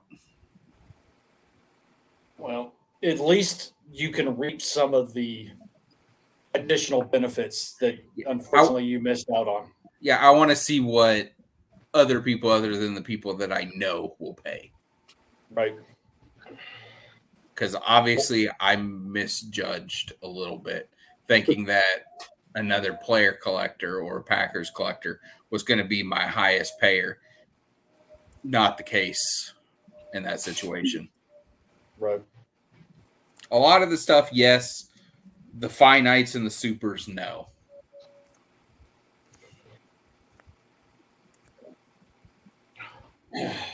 But hey, what can you do? I did get this one back. The Elements Platinum Metal Card 101 that I sold for $125. I got it back for $33. There you go. Hey, nothing wrong with that. No, and then Yeah, that one's just dumb. Yeah, that's purchased with some of that clay money. That's the one you posted on Instagram. Absolutely stunning. And it's not doing any justice on camera. No. This card is so nice. But it's a beaut. Some other stuff I purchased is different than cardboard. Got me a new driver, a couple new wedges. And I'll tell you what, Dick's Sporting Goods might be worse at shipping than most eBay card sellers. That's saying something. Yeah, they threw the driver and both wedges were thrown in a box and just sent to me with no packing material, nothing. They were just loose inside the box. Oh, how nice. And that was on an $1,100 purchase. I was gonna say that's not like a $50 fucking buy-in. No, yeah, the driver was $600, and they didn't even put the head cover on it. The head cover was laying inside the box, so the driver and the wedges are just in there loose, banging around. Nice, but luckily, no damage to them. Otherwise, I would have been sending those bitches back. Well, I don't know. Best Buy is pretty bad. Send a blaster box and a freaking one of the brown bag mailers via FedEx or UPS or whoever it was. I swear, like, people who work in shipping need to actually take time and go see the receiving department and see how some of the shit sits on these FedEx and UPS trucks. Yeah. Because they step on shit. They throw shit. They don't care. No. They don't care. Their job is to get it to its destination as quick as possible. Yep. And if there's a claim, who gives a shit? Like, it doesn't impact them. Yeah. They don't care. Because it's such a minute amount of money in the grand scheme of things. So it's... I can't tell you how many times I've watched UPS and FedEx drivers, because they know how many boxes are supposed to be delivered to a certain address, and they're supposed to like have shit all grouped together, but that's also if they load their truck and not the loaders like at the warehouse or whatever. Mm-hmm. And they'll sit there and they'll like, oh shit, 10 packages. Oh crap, there's 2 more. And then they kind of look through to kind of see an idea of how much they weigh. And then they'll literally like step on boxes and you just watch them fucking crush. Like what makes anybody think that in a brown packing envelope that has no padding whatsoever is not going to get crushed somehow, shape, form, or fashion with a box that basically barely fits in the envelope anyways. Yeah. I mean, I did get a wimpy optic out of it, so I can't be too pissed. But it would really piss you off if it was a crushed box and damaged packs and you open it and that wimpy was in there. Oh, 100%. 100%. But it was too much of a pain in the ass to, for damaged product. Oh, you can't ship it back. You have to take it to the store. I'm not wasting my time. I'll just fucking open it. Well, that's like those old, like when we were all growing up, the commercials that was trying to sell a product for $19.99, and like you learn in like business law that like there's all this research that shows like people won't take the time to send it back because it was only $20 when they find out that it doesn't work the way it does in the commercial. So it's just like, all right. Hence why there's just an as seen on TV section at Walmart. Yep. Right. We don't need to do the infomercials from 2 a.m. to 5 a.m. anymore. Just do a quick 15-second commercial. Yeah. Fancy packaging and that's it. I'll tell you what, if I had the money back in the day, I would have had me a rotisserie from old Ron. Set it and forget it. Hell yeah. Ron Popeil. Yeah. Ron Popeil. I would have had that. That's what I watched. The first like purchase I ever made, I'm sure my dad like paid for it, but like I saw the Ginsu knife thing of like cutting boots and frozen cans and stuff. I was like, Mom would love that. I want to buy it for her. And I kid you not, they still exist. And they're not, I mean, they're just basically saws. They're not like knives, you know what I mean? They're just saws. But they are up in the kitchen right now. Nice. I've never actually tried to cut a boot with it though. You can't see my address really, but this is what they sent, like the box in. Wow. Just a regular paper mailer. It's not even like a bubble mailer. That's crazy. And of course, like I took pictures of the box. I mean, I showed you guys, but because I was thinking, okay, well, most places you can just, send something online type thing. So I spent the time to look and I'm like, I'm not wasting my time taking it back to the store to get my money back or have it replaced. I'll open it. We'll see what happens. All was good. So like. Did you order it through Target or something? Best Buy. Oh, that's right. You said Best Buy. I was gonna say, I don't think Walmart's take returns on cards anymore because so many people were taking them home, taking them out, and shoving shit back in them, and then returning them. Oh, and I'm sure, and like, I think like for that, I would have had a case because like it was damaged. Right. Oh yeah. Technically.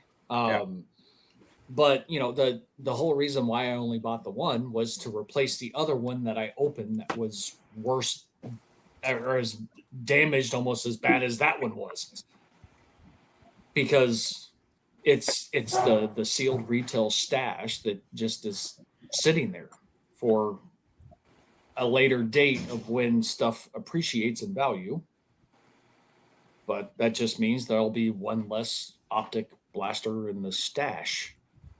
So, of course, if I were smart, I wouldn't order the maximum of 3. I just order fucking 1 and call it a day. But I don't know. Was he on the packaging too? Was his picture on the box? I can't remember. Like, because I know I have a lot of like 2018 update stuff that has Otani on it, or series, whatever the gold boxes were. Jokic. It's Jokic. You didn't have to make a special trip. Oh, is it Jokic? Oh, yeah. Because like Zion was on all over like the Prism stuff his rookie year. Yeah, Wonder how some of those purchases made out. Well, because Wemby is a Fanatics exclusive, so they can't use his likeness. Interesting. So, and that's what's interesting with the whole licensing right now is you've got Topps Chrome basketball coming out, but it's not NBA licensed. It's, NBA PA licensed. And it'll be one of Wemby's first true NBA cards, but it's still not going to be. I mean, I guess it is. I guess it will be a rookie. I guess it will be an auto because they have the rookie designation in Panini baseball products, I guess. But it's still not NBA licensed, so it's. Oh, I know LA Pats. They look like garbage. But, I said it long ago. Once Fanatics has the ability to produce cards with players' likenesses because they have the Players Association license, they're gonna do it. Which means that next year, Fanatics takes over the NFLPA license before they take over the NFL license. So it's a good possibility we're going to see Topps Chrome football, but without NFL logos for the first year. Yep. Unless they were smart and they just waited. But, it's a money grab right now. Well, I was going to say, I don't know that it would be smart doing that because you're costing yourself money because people have already shown that they're going to buy this, trash. Yep. So why sit on it for a year, start making the money that you spent on that license? True. So they will, and it'll be ugly. The basketball cards look really bad. Oh, it's horrible. It is. All the preview I've seen for the Chrome basketball is really bad. I mean, Leaf has. I'm not a fan of Leaf. I never have been a fan of Leaf. Back in the day when it was Donruss Leaf Playoff, yes. Yes. But when it became Leaf as its own entity, non-licensed, they've continued to really try their best to not make it look horrible for league specific. But even some of their they could have done better in certain situations, but I give them credit. They really try to make it look better. Panini in their baseball did a fairly decent job in some of their products.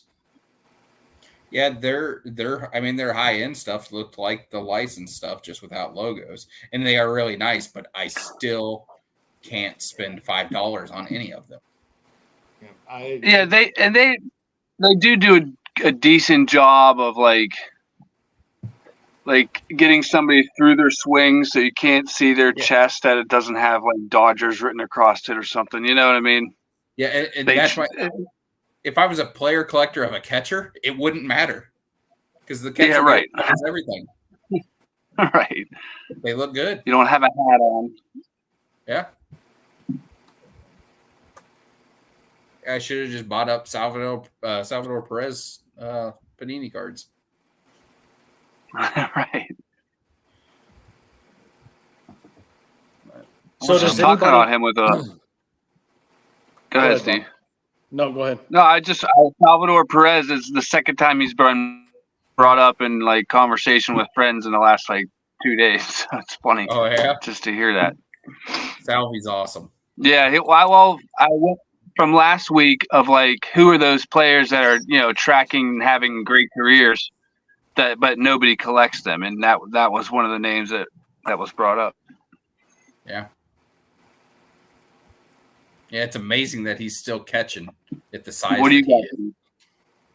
Yeah, and apparently he plays in the off season too. This is what my friend was telling me. Like he plays baseball year round, like in some other Latin league or something. No, I was just going to ask if anybody's bothered to pay attention to Panini Baseball and what like Paul Skeens' stuff is doing, because I'm pretty sure he's in the newest Panini Baseball release. I have no idea. Not sure. The two Pittsburgh Pirates fans, I would have expected to have an answer to that question. Well, I just know I can't afford it, so I don't even bother to look. I was picking up O'Neal Cruz stuff because it's cheap now. Yep. Yes, but even then, like blasters, megas. Because O'Neal Cruz. Go ahead, Steve. Well, I was just like even picking up a blaster or a mega box of Donruss baseball in the hopes of maybe pulling a Skeens, just because like he's the best thing that Pittsburgh has seen in a while. Let me think about. I stopped at Target actually on the way home today, and I didn't see any. They had the only Panini product they had were like, well, I shouldn't say that, but I'm seeing a lot more soccer, Premier League stuff, select, but they had a crap ton of Topps Chrome baseball blasters and a little like one Series 1 and probably like 5 or 6 Series 2 blasters baseball tops. That was the majority of it, and like the Pokemon section is now like 3 times as big as the sports card section, at least at my Target. It's that way at my Walmart. Just the other day I was in there and they had tons of Topps Chrome boxes, the $45 ones. They had a bunch of them. I'm assuming that Skeens is going to be an update. Yes. Yeah. So there won't be any of that on the shelves. No. Unfortunately. See, he's notated as a rated prospect in 2024 Donruss baseball. Well, that's not a rookie. No. That's interesting. I figured that would have been probably one of his first quote-unquote rookie cards. But so that means they had that product like already lined up earlier in the year. You know what I mean? Like, because clearly he's qualifies as a rookie this year.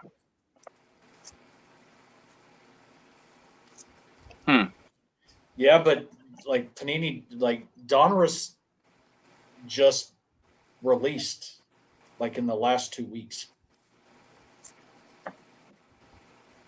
I know, but when I don't know, like when do you do it a year in advance? Like when do you start forming your checklist and deciding who gets a rated rookie or who gets a rated prospect? Like when is all that finalized? That it was before May then. Yeah, I was gonna say I'd say it's right around opening day, leading spring training time is when they finalize the checklist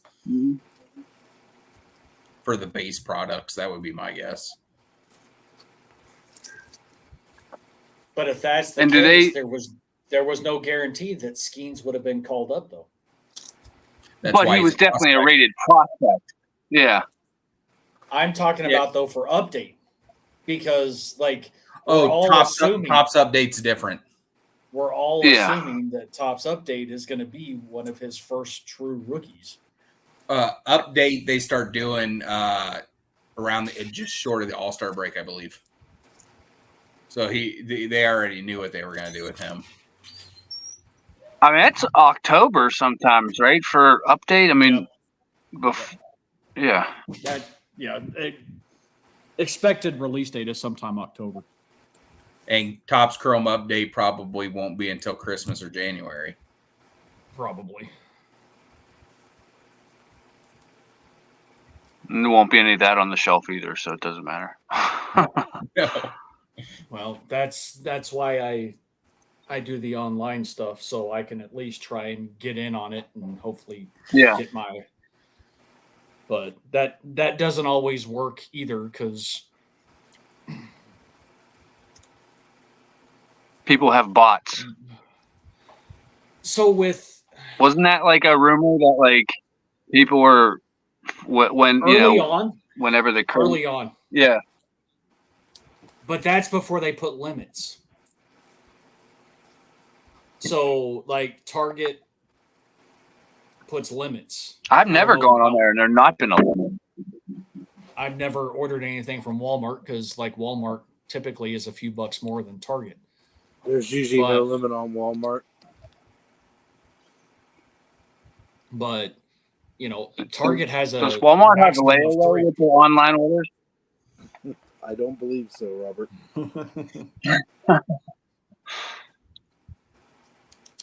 But yeah, Target limits to 3. Layaway was great. Layaway was how I got school clothes growing up. Yep. We would go shopping during the summer, pick out all the clothes, and then I wouldn't get them until the week before first day of school. He does have some Topps Now stuff, Bing, that I saw online.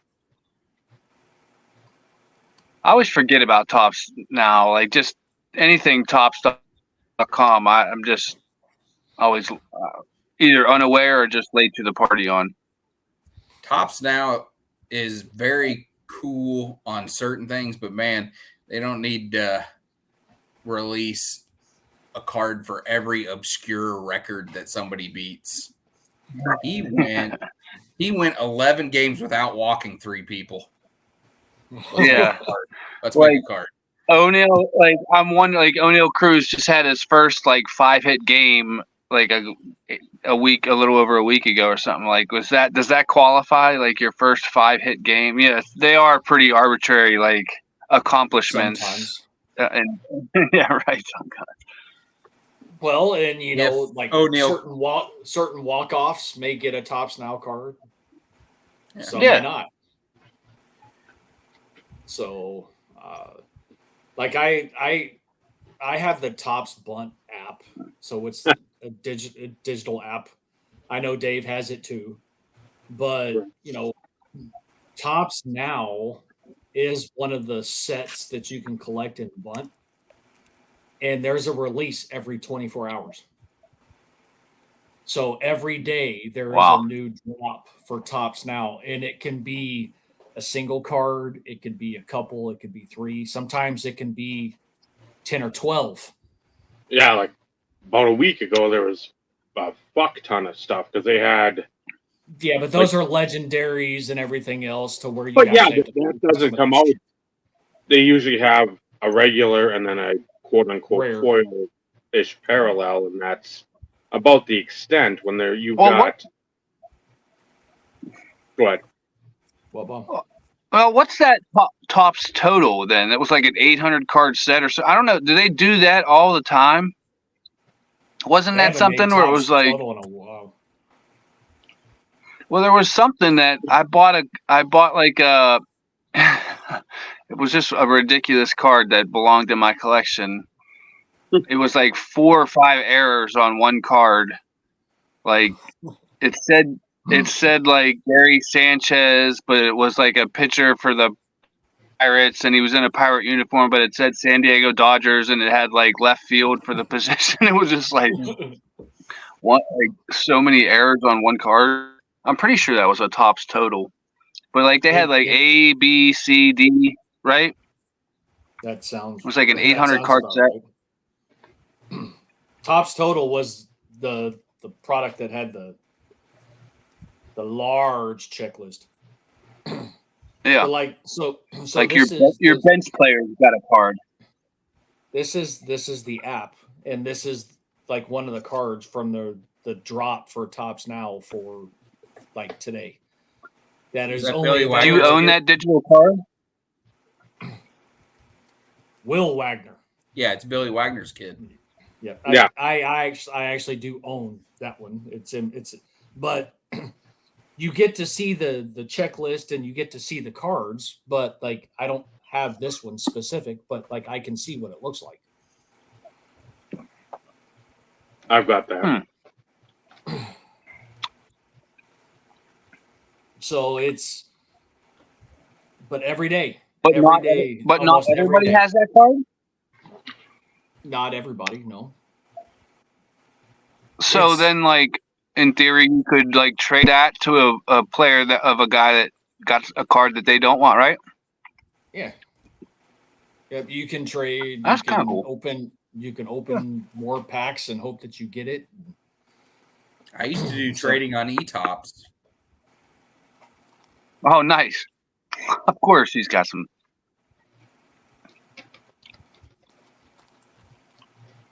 Yep, and it was a Topps retail. Topps hot. And it was a retail product. There was no There's hobby hobby version. too. I'll return. Give me a minute. They may have the designation, but there isn't any difference other than I think you get more cards. No, and the Topps Total for baseball, it really, without like copying a specific previous incarnation of Topps, a design would have like a triple card where you'd have like a backup Yes. catcher, a middle reliever, and then like your utility guy on one card. So hey, they've got Yeah. a card. They've got their card. So you can't be like, well, I've never seen a card of whatever fucking like 188 hitting catcher from Venezuela or Panama. He's had like 3 cups of coffee and he's probably going to be done after this one. But hey, he's got a card now. He should have something for being in the major league. But and I want to say they released something online within the last couple of years, like a Topps Total.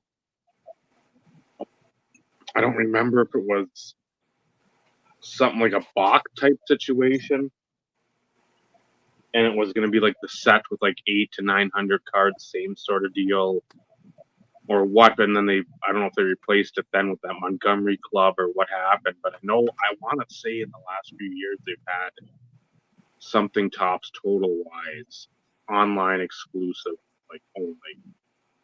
Oh yeah, I mean, Meadows had one that I was trying to, put together a rainbow of. That's to some extent.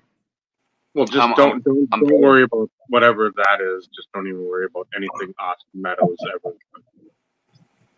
I'm sure. Okay.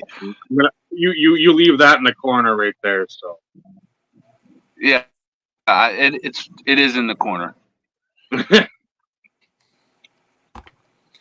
You guys were talking wrestling earlier, like wrestling cards. This was one. I don't know if I showed this or not, but this would be a wrestling card that I would, I don't have many, but That's cool though. 2021. Yeah, I mean, numbered to 99 of 99. Like that, I was never like the biggest wrestling fan, but that was a card that like reminded me of fun time, like that Attitude Era of wrestling that I kind of crept back into it a little bit. So just something to kind of capture it. It's die cut, right? It's die cut. It's shiny. It's green, so it's gonna be worth money later in life. Is there any etching? Yeah. Is there any what? Etching? Yeah, around his satchel there. Well, oh wait, no, never mind. Sorry.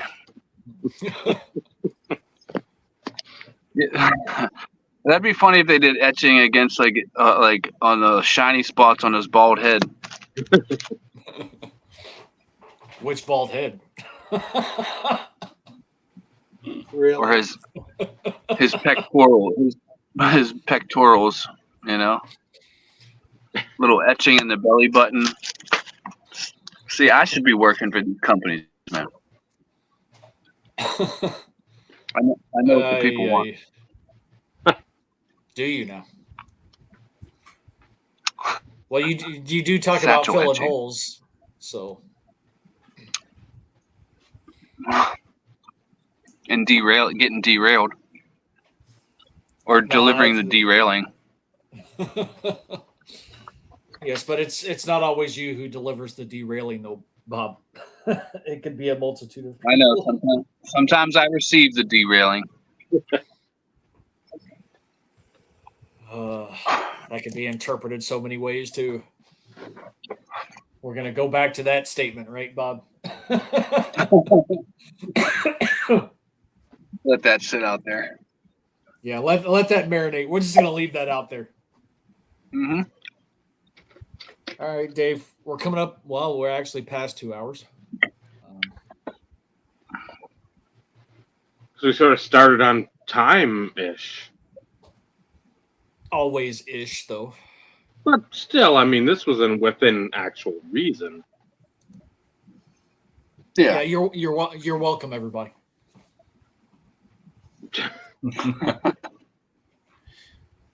Has there been any update on Austin Meadows? I look as often as I can because I want to see if there's any like good news about him, but I have not seen hide nor hair Nothing about him. I think he's just doing the family thing right now. I don't know, man. I mean, there's no way to like find out either, So, and that's the thing. It's almost like when I sit there and I constantly complain about the old YouTubers. You just want to see that they're doing okay. Hey, I'm not collecting cards anymore. Yeah. I'm into whatever. Hey, I'm just chilling with my family. That's all I want to do.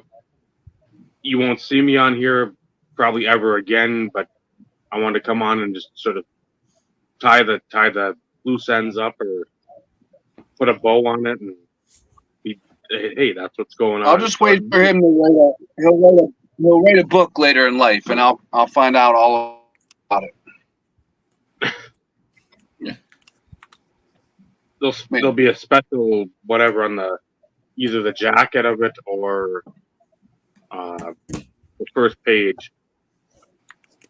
To Bob Lewis. Dedicated to Bob Lewis. Or he'll be part of the autograph group at FanaticsFest in 20 years. Maybe you both will be there at the same table in the same position. I was just referring to Jeff's comment. Yeah, I think he's took out. Like, there's one. So funny. One of the times I went to like just see something about him, and I got so excited because I saw Meadows at center field, and I was like, oh no, it's the brother. So it was like a moment, a glimmer of hope, and then, hey, good for Parker. Parker, dude. If you've ever seen, I've just in my, collecting him and keeping up with him. There's a video out there where like Parker Meadows gets inducted into the it's like high school baseball Hall of Fame, and he like to hear him how he talks about his older brother is pretty emotional actually. Like it brought him to he choked up a little bit. So it's a small family like that they love and care for each other. I think he's probably kind of a private guy, but I still like just play what I do know. That he's like a big outdoors guy, loves fishing, playing in Tampa, like made an all-star team, played in a World Series, and then like 2 or 3 days before the next season, like you're in Detroit, like a miserable place where there's like, I don't know what the fishing life is like, but the boating life ain't real well in Detroit. I don't know. Like, I just wonder, like, and that's the second time you got moved unexpectedly, I'm sure. And to be touted as such like a you know what I mean? I just think it messes with your confidence. But again, that's all my speculation, just kind of looking at what information I do have. So I can just relate to him on another level now. That's all. Mental health. Mm-hmm. Well, hopefully wherever he's at, he's doing good and So on the up and up. And that's kind of where. Yeah, Somebody told yeah, me he solid was dude, no playing matter what. Korea, but I don't find anything about it. Yeah. They said he was playing somewhere in Korea. I'm looking all over the internet and I don't see anything. Yeah. If anybody finds anything out, Austin, if you're watching this, let us know how you're doing, buddy. Yeah. I would watch the Tigers, Jeff, but Xfinity decided not to tender an offer. Or no, Xfinity went out to the Bally Sports and they told them to piss off. But rumor is we're supposed to have Bally Sports back by September, just in time for hockey season. Because missing the Tigers baseball sucked. I tried to watch as many Pirate games as I could get, which was few and far between. But not to be able to watch the Wings would suck because I get a lot of Penguin games through the what's that called, Dave? Hulu and Peacock and ESPN Plus. Yeah. I got all these stuff. I just put it in a thing and say Penguins, and they tell me what channel it's on. So.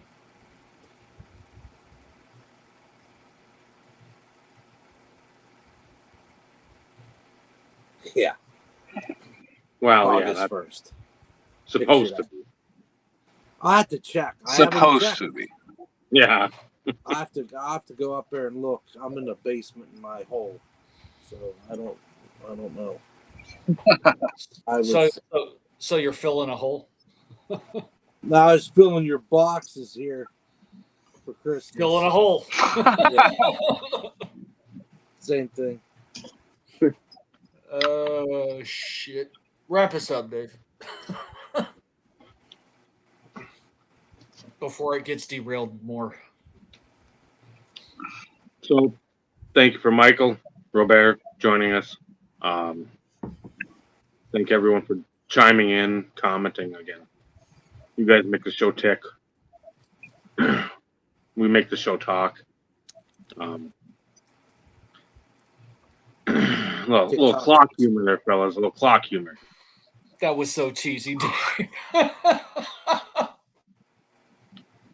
Well, world needs more clock humor. Yeah. More clock humor and less cock humor. Come on, fellas. EG. Hey, wait, so this remember, is a family show. Yeah, I know. Again, EG. Pretty good.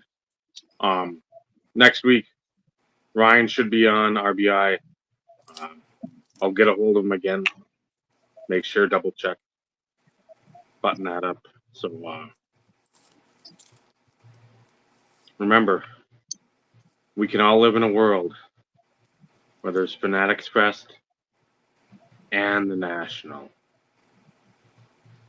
We might not be able to go to one, but we should be able to go to the other. Unless we find that tree up in Sitka, Alaska. Then we can go to both. And Expo. And the Dallas show. And Burbank. And the setup. Robert. Michael. Vincenzo. Steve. I'm Dave. This has been the RP. Remember, collecting cards, wonderful hobby. friendships you forge along the way. That's what really matters. Good night, everyone. Good night, everybody. Night.